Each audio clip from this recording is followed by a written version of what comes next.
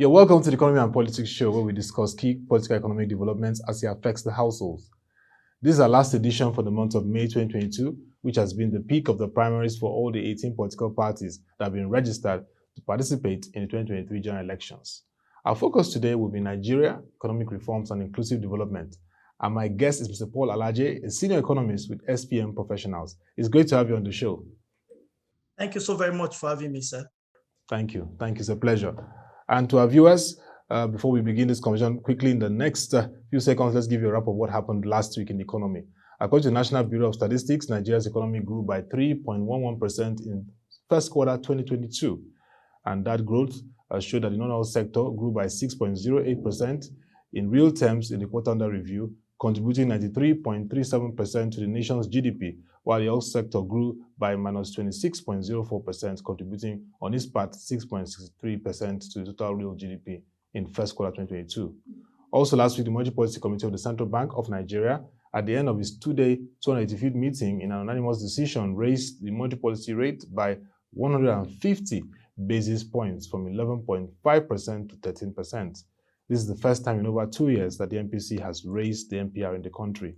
Other parameters that were retained include the asymmetrical corridor at plus 100 and minus 700 basis points around the MPR, the cash reserve ratio retained at 27.50%, and liquidity ratio at 30%. And to our viewers that are just joining us now, it's the Economy and Politics Show, and my guest is Mr. Paul Alaje, senior economist with SPM Professionals, and we're discussing Nigeria, economic reforms and inclusive development. First, Mr. Paul Alaje, as an economist, can you give us in few minutes your assessment of Nigeria's economic planning culture? Currently, we have the 2021 to 2025 National Development Plan, and some senior economists have said that Nigeria's major challenge is being commitment to economic planning, which is a challenge in the country and which has affected us in terms of achieving inclusive development, if I put it that way. What's the assessment now that we are trying to get it right to the 2021-2025 National Development Plan? Thank you very much once again for having me. When it comes to planning, Nigeria has history, good history from the 60s to the 70s and sometimes in the 80s. We have saw significant planning of those era, and that is why we saw the first narrow ways. I've seen a number of other things came. Even during the colonial era, there was some kind of plans for the nation. After those periods, we have now seen that different military administrators and even civilian administrations have reduced planning to themselves, whereby a government came and have a new vision. When another government, maybe by toppling or by gun or by coup d'etat, the government overturned whatever the previous government have done and bringing and acting new policies, and if you like, new vision for the country. 1999, the Fourth Republic started.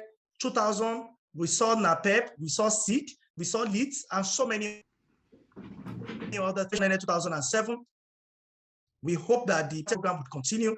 Little did we know that we're going to be having 7-point agenda down the line. As we speak, the incumbent government has thrown away the 7-point agenda and things that it entails. What we are talking about now is fight against corruption, job creation, and fight against insecurity. The question is, have we been able to manage to the fullest the aims and aspiration of 7-point agenda? My answer is no. We're fighting corruption, we're fighting insecurity, trying to create jobs. National Bureau of Statistics says, even at this, as we have spent 7 years in this administration, unemployment rate as last released by the National Bureau of Statistics was 33.1%, not of the entire population, but just of the labor force, which means you have over 130 million people that are not able to work.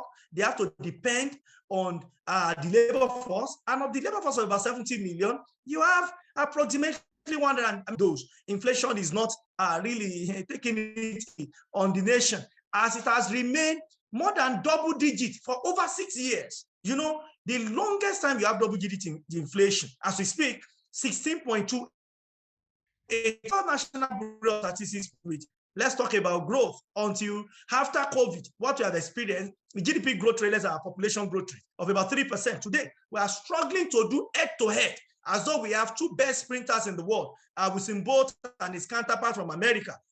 wanting to know we come first. That is how we are struggling to battle with poverty. And when you look at what IMF and World Bank have said, what is the poverty rate in Nigeria? 42%. And those that are living under multidimensional poverty, according to UNDP, there are over 80 million Nigerians. We have quite a number of things. Doesn't mean that our government don't love us. I don't believe so. I believe that there is no continuity of purpose. There is no continuity of vision.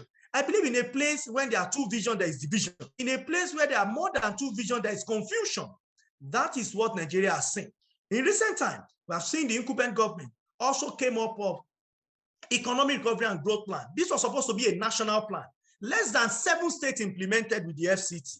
The remaining 30 states, they merely absconded what government was trying to do at the federal. So where is it are we getting it wrong? We are not having convergence. We have monetary, fiscal, trade authority not working, even though we see them snap pictures together. The question is, are the policy converging?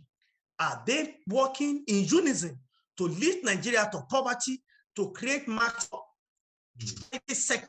And I repeat, this sector-driven job. And are we doing everything to ensure we lift many out of poverty? June 12, 2019, President Muhammadu Buhari had promised that he will lift 100 million people out of poverty. June 12, 2020. June 12, 2020, 2 years. June 12, a couple of days from now.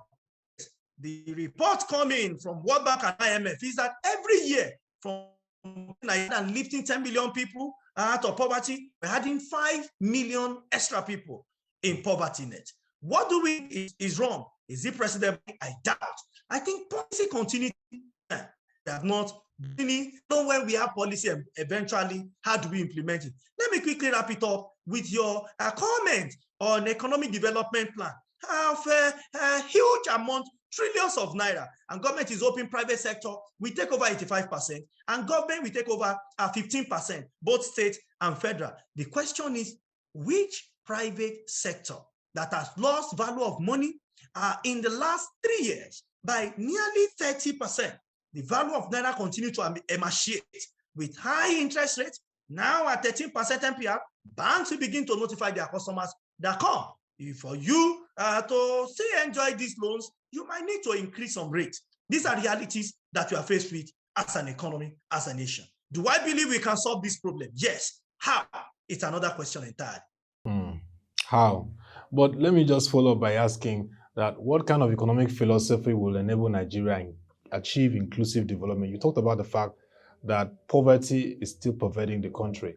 And part of the agenda of setting up this 2021 to 2025 National Development Plan was also to see how we can lift millions of people out of poverty. Like Riley said, 10 years from June 12, 2019, that's by June 2029, we should have hopefully have achieved that.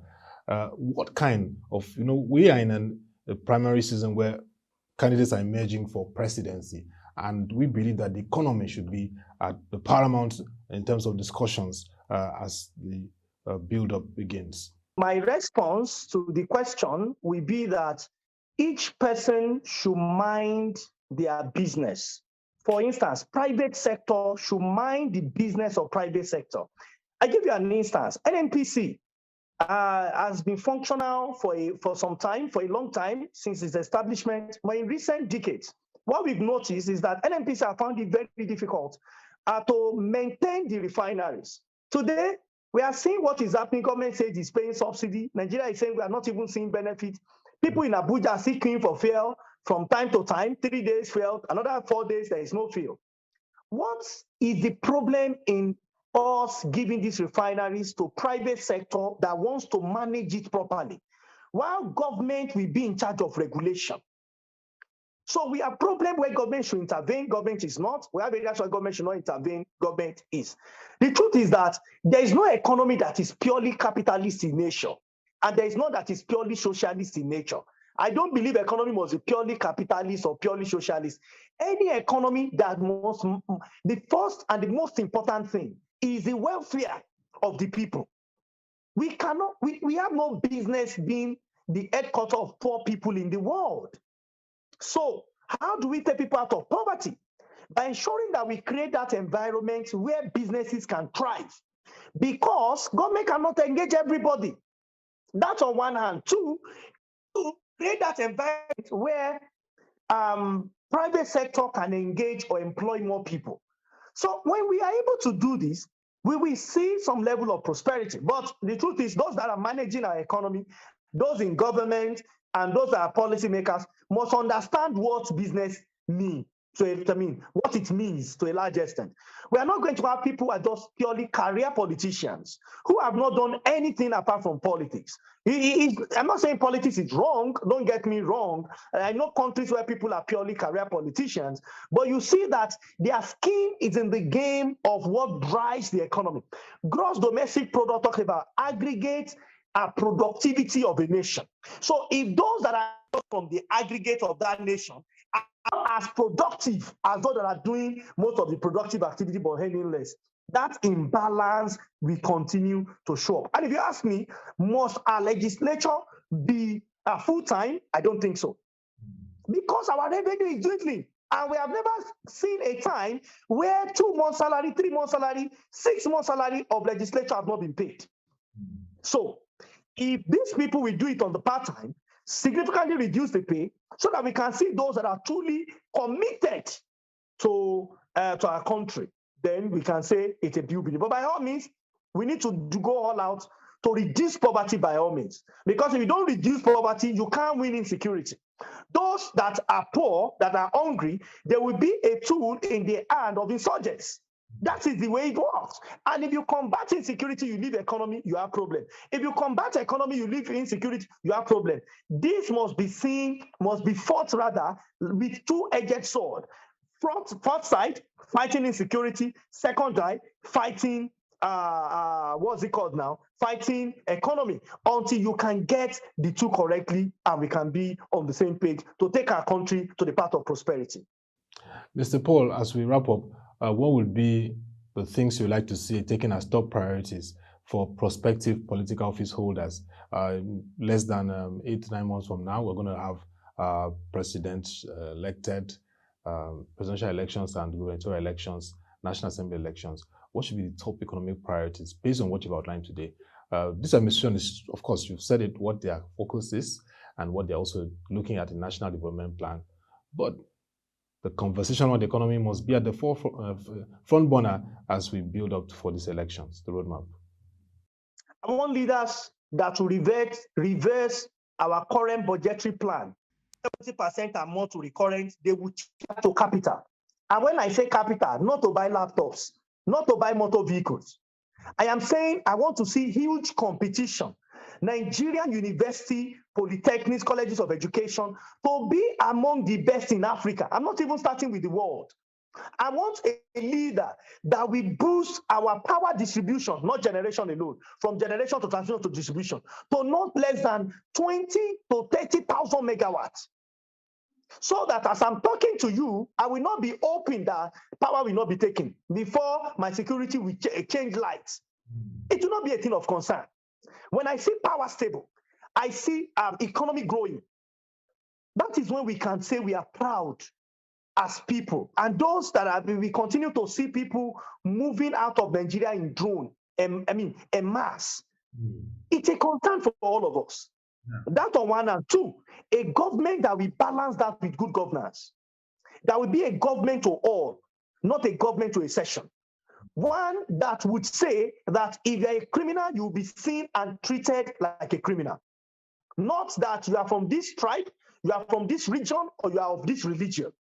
When we have an government that will make example, good one for people that have done good, and that will punish those that have done bad, irrespective of their political, their religious, their ethnic, or their regional affiliation, then we will say it is the beginning of a new day for us as a country. Otherwise, it may actually be the beginning of the end. Thank you so very much for having me. Thank you, Mr. Paul Alaje, for what you've highlighted. We hope that the economy and, of course, what we'll be seeing ahead of time as all the candidates are emerging now and bring out their plans, they'll begin to align with what can move Nigeria forward so that we don't lose economists and experts like you going abroad because, like you rightly said, people are living en masse, relocating out of the country. Thank you once again, Mr. Paul Alaje, senior economist. Thank you so SPM very much. Professional. It's my pleasure to be here. Thank you. Thank you. And that'll be all for this edition of the Economy and Politics Show. If you have suggestions, comments, and questions on the topic we just discussed today, Nigeria economic reforms and inclusive development, please send them to Ottoabasi@Abasiekong@proche.co. Also, you can subscribe to our website, www.proche.co. You can watch our video I just interviewed today, and also you can read our economic articles and reports that are happening round the clock. Also, of course, the developments as are happening now, the primaries, emergence of various candidates, and what they have in store in terms of economic plans for the country. You can also follow our social media platforms displayed on the screen. To come your way again, thank you for watching and have a nice day.